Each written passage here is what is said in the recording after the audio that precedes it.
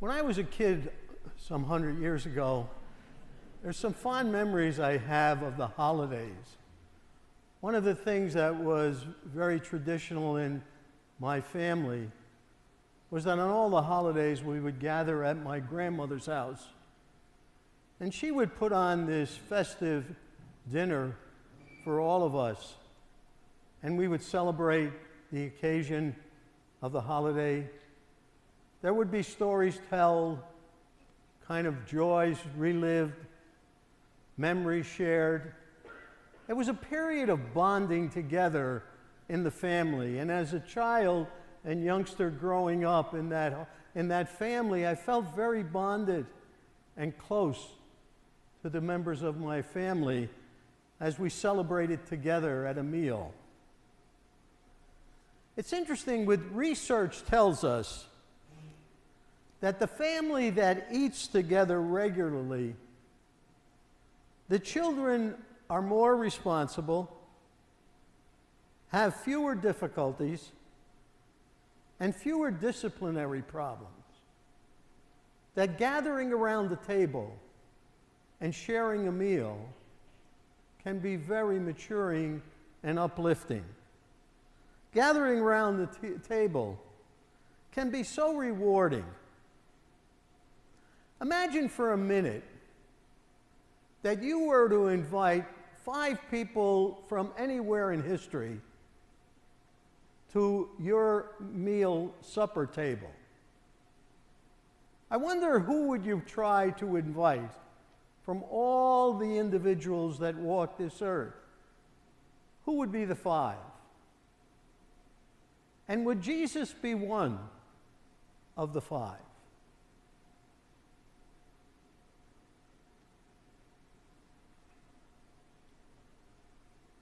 This past week, our Jewish friends and families sat down to celebrate Passover. The angel of death passed over their homes and freed them from bondage and slavery as they sat down at the table of a meal to remember their own history, their own love for their culture, and the gathering of one together in bonding.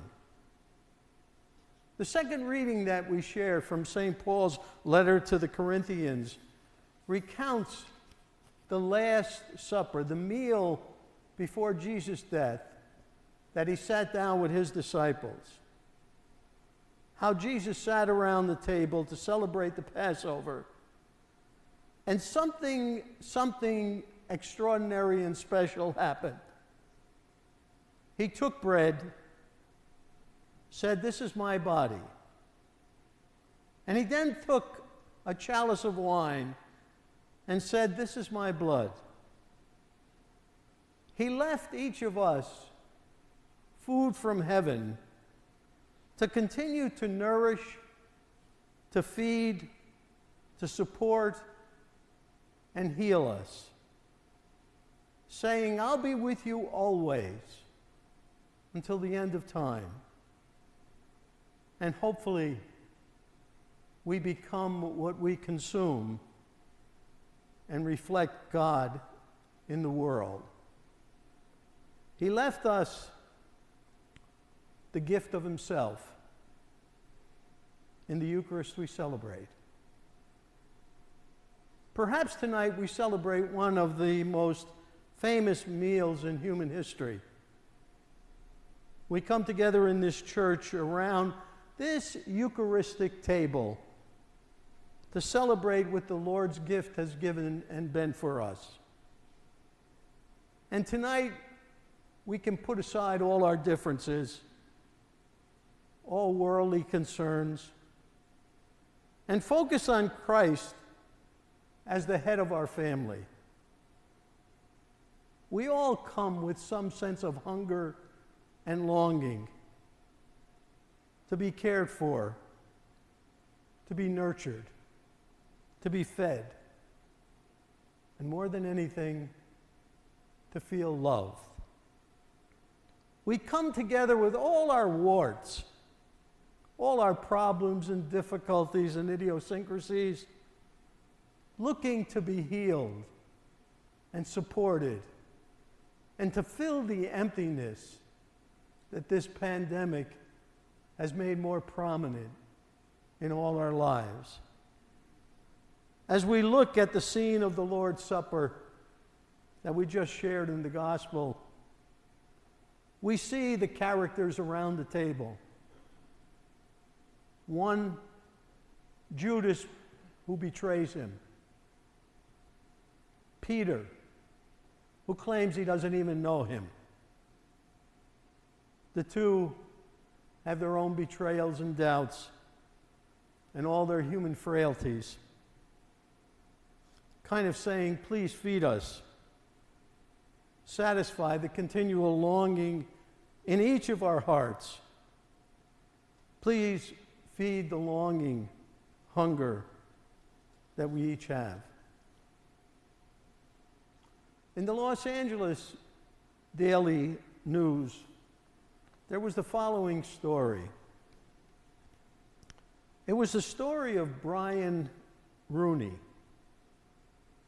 Rooney was a science teacher who spent thousands of dollars of his own money and hundreds of hours of time memorializing all those who had died on battlefields for our country. He cataloged over 8,600 memorials in 50 states. His mission began in Vietnam with a promise that he made to a dying soldier.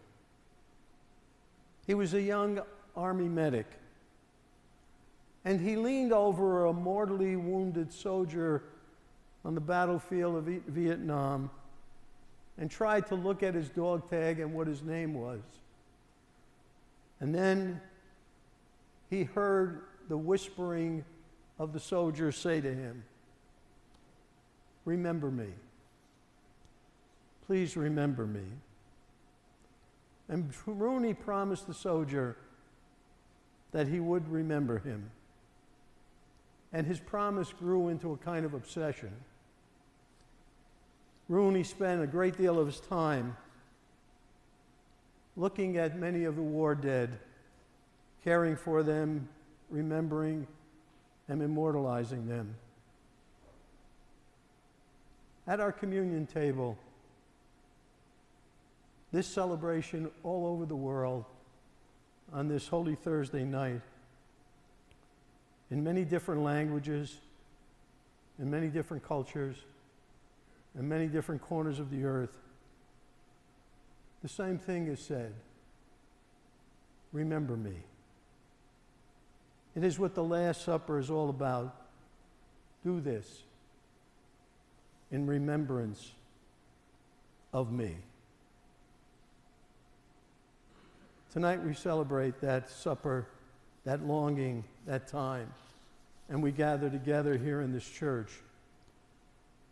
If the institution of the Eucharist were shocking enough, imagine history inviting who the 5 people you might be who invited to your own home and your own table.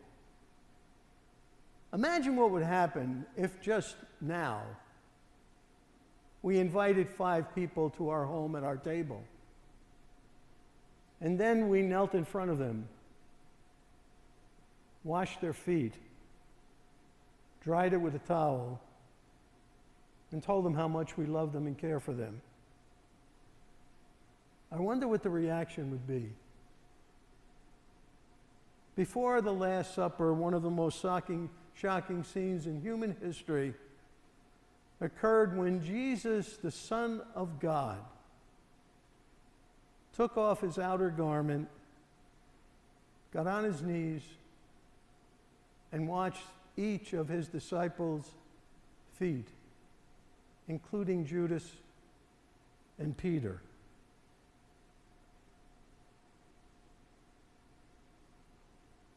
What an act of service. What an interesting kind of way in which he showed us how we too need to be of service to each other. And then he said to them, Do you really realize what I have done for you? Do you realize what I have done for you? And do this in memory of me.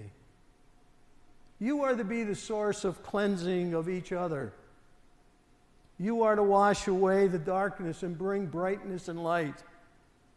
You are to wash away the anger, the hatred, the division, the revenge, and bring healing and forgiveness.